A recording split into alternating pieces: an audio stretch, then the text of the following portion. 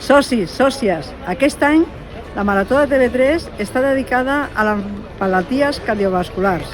La Unió Esportiva Sant Boiana, un any més, vol participar en aquest esdeveniment.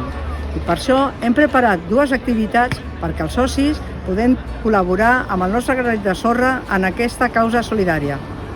Què són les malalties cardiovasculars? Les malalties cardiovasculars són totes aquelles malalties i tots aquests problemes que afecten el nostre cor.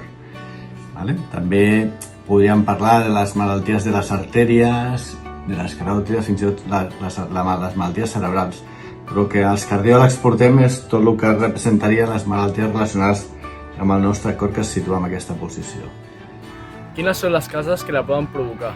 Entre les causes de les malalties cardiovasculars, bàsicament hauríem de parlar dels factors de risc cardiovasculars, que són el tabac, primera causa, la diabetes mellitus, la hipertensió arterial, tenir tensió alta al nostre sistema, la hipercolesterolèmia, l'obesitat, el sedentarisme, i després hi ha malalties que són congènites, que poden afectar directament al múscul o a l'aparició d'arrítmies, i lògicament a l'envelliment del sistema.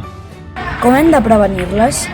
Per treballar els factors de risc cardiovasculars hem d'incidir sobretot en fer una alimentació saludable, sortosament la dieta mediterrània, que és la que tenim més propera, la que coneixem, la que podem fer comprant als nostres mercats, es considera avui en dia una de les dietes més saludables per sobre de les que es fan en altres països del món.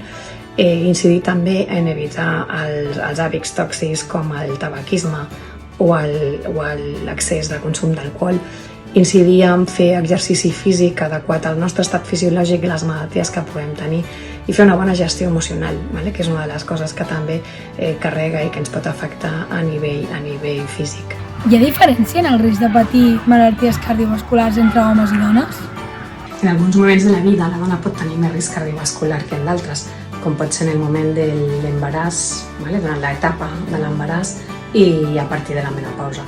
En aquestes etapes s'ha d'incidir molt en el que és fer una molt bona prevenció de riscos. Recordem que sobretot amb la diabetis, amb les dones, amb l'obesitat, amb la hipertensió i amb els hàbits tòxics, i controlar molt el pes. Volem convidar-vos al proper diumenge, dia 20, al tercer temps solidari del partit UES BRAC Quesos Entre Pinares. Els beneficis aniran a la recerca de les malalties cardiovasculars. L'altra activitat és el Memorial de Veterans, que aquest any el farem el dia 17 de desembre, i tots els beneficis, com cada any, aniran a la recerca de les malalties cardiovasculars. Us animem a vindre tots els socis i sòcies. Ferro, Sant Boi!